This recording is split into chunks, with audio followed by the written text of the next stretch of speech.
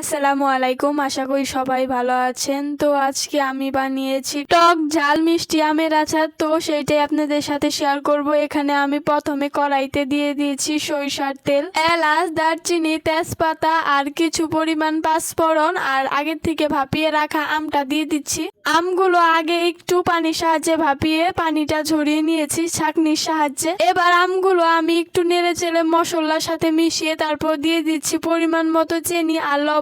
এখানে আমি চিনি একটু কম দিয়েছি, পরবর্তীতে আবার চিনি দেব তার কারণে। এবার আমি আরো কিছু মশলা অ্যাড করব, যেমন ধনিয়া গুঁড়ো, হলুদ গুঁড়ো, মরিচ গুঁড়ো, জিরা গুঁড়ো। এবার সব মশলাগুলো নেড়ে চেড়ে আমি মিশিয়ে নিচ্ছি। তারপর আমি 10 মিনিটের মতো জাল করে নিয়ে তারপর রেখে দেব। আসলে আচার বানাতে অনেক ধৈর্যের প্রয়োজন হয়, যারা আচার বানিয়েছেন তারা একমাত্র জানেন। আসলে আচার ভালো হওয়া নির্ভর করে আচার জাল করে নেওয়ার উপরে। যত জাল করবে আচার ততটাই ভালো হবে।